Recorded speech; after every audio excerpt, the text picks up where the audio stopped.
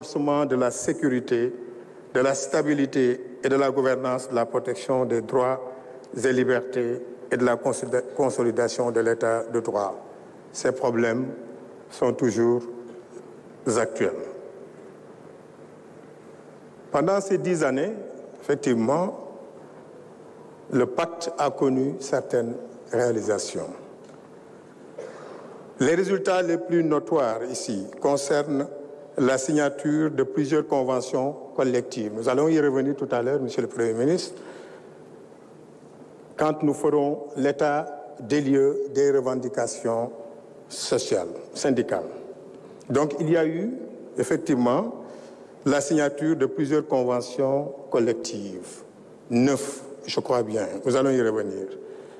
Il y a eu aussi la mesure de la représentativité syndicale, avec les élections de représentativité. Une subvention annuelle de 300 millions répartie aux centrales syndicales les plus représentatives aussi. Il y a eu aussi, comme réalisation de ce pacte, le renforcement des moyens d'intervention de l'administration du travail et l'institution du Haut Conseil du dialogue social.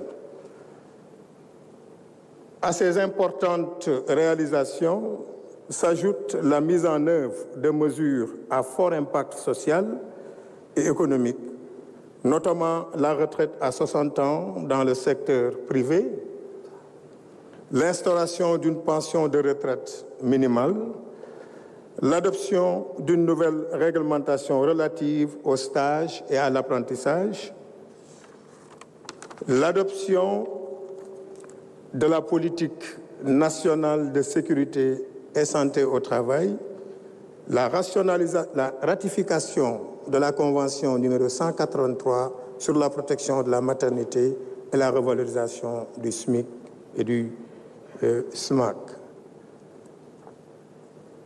Une fois que nous avons parlé de ces réalisations, nous avons noté malheureusement qu'il y a des insuffisances. Donc, les insuffisances relevées malgré tous ces progrès sont autant pour nous aussi des défis qu'il faudra relever. Il s'agit en particulier du défaut de vulgarisation et d'appropriation de ce pacte de stabilité sociale, un faible financement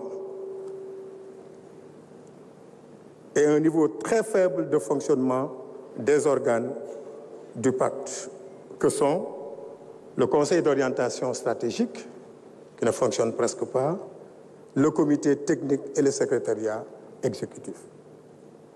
Il convient donc, Monsieur le Premier ministre, Mesdames et Messieurs, sur la base de ces constatations, et comme je l'ai dit tout à l'heure, compte tenu du contexte actuel, il convient d'entamer des discussions pour aboutir à un nouveau pacte de dialogue social, ce qui est l'objet de cette rencontre d'aujourd'hui.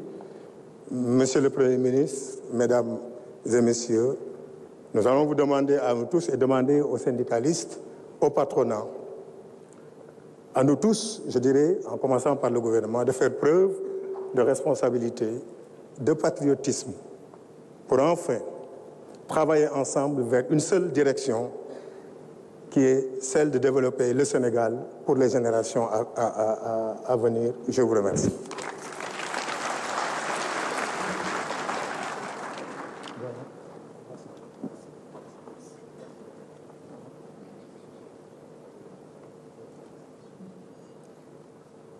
Merci beaucoup, Monsieur le ministre du Travail, de l'Emploi et des